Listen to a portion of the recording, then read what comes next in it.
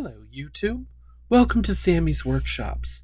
My name is Sammy, and I wanted to bring you all up to date on some of the happenings here.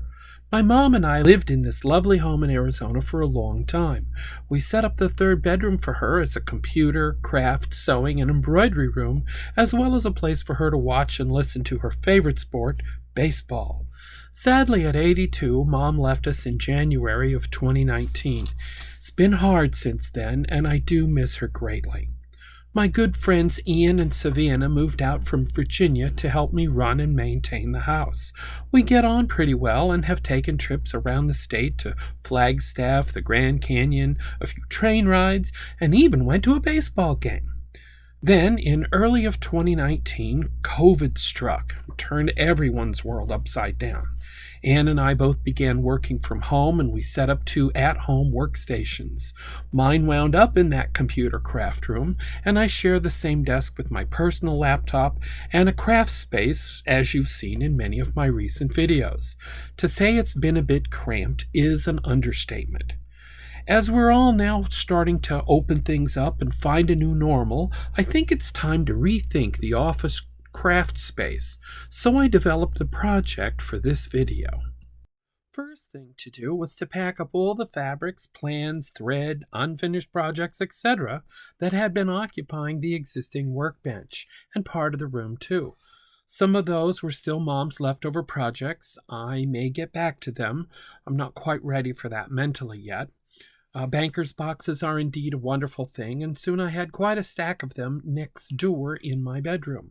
The embroidery machine got dusted off and moved there too for now. This left me with the 24-inch wide hollow core door that Mom had painted years ago, and after a wipe down, I found out it was in great shape, and I will reuse it. Waste not, want not, eh? The old bookshelves supporting it, however, sadly were long past their sell-by date, and so out to the back patio they went. I might be able to salvage some of the lumber for another project. I picked up a 4x8 sheet of oak veneer plywood, and yes, I could have spent half that on a construction grade, but as this is inside the house, I wanted something just a little bit nicer. The nice fellow at the big box store broke it down for me with his panel saw too, an 18-inch strip down the long length, then 4 20-inch wide panels, 30 inches tall, and then the leftover piece took care of the rest of that sheet of plywood. I got some small nylon glide feet that are adjustable so we don't mar up that nice bamboo flooring in the crafts room as well.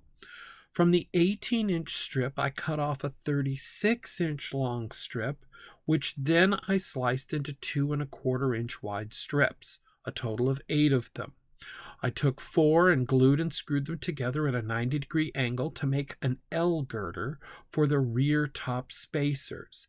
Then I built 2 boxes, 20 inches deep, 36 inches wide, and slid the first one into the corner. Then I built the second one, same as the first, and slid it in place too.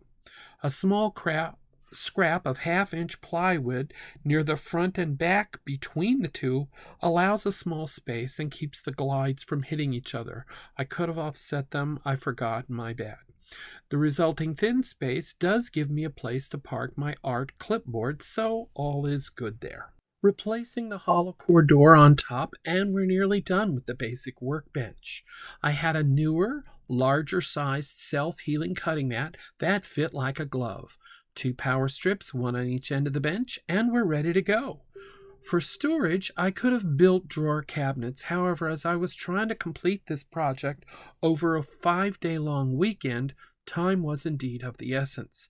I dropped into IKEA and got 2 more of those wheeled 6-drawer cabinets, like the ones I'd used for the thread storage a couple of months ago, and the first went together in about 90 minutes. For the second one, well, as the old song goes, second verse, same as the first. And in another 90 minutes, the 2 cabinets are done. You might notice that I'm sliding them in sideways, and my housemate Ann thought that was odd. However, I did that so I could get 2 stacks of those banker boxes in behind the drawer set in the corner.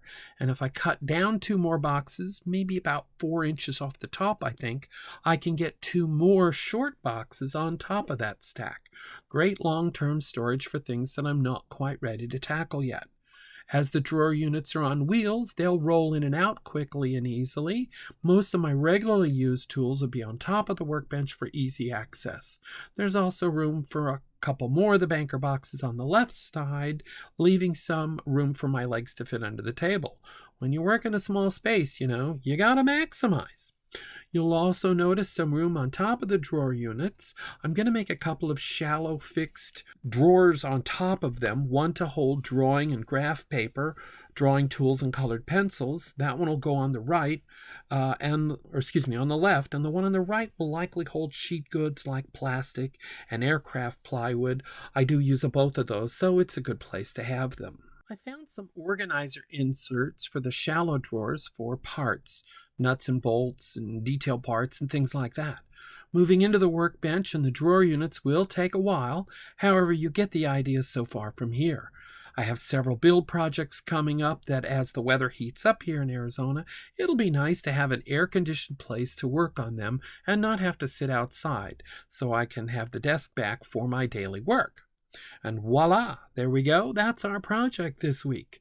I do have to set up my camera and my personal laptop so I can record all the build action for you. Rest assured that'll get done, and I have lots more projects to come. Thanks for stopping by and for sticking around this long. You can hit the like and subscribe for more videos as they come along. You can also help this channel out over at Patreon, through PayPal, or through some of the links in the description down below. Thanks to the nice folks at Amazon for some of those. And of course, until next time, see ya.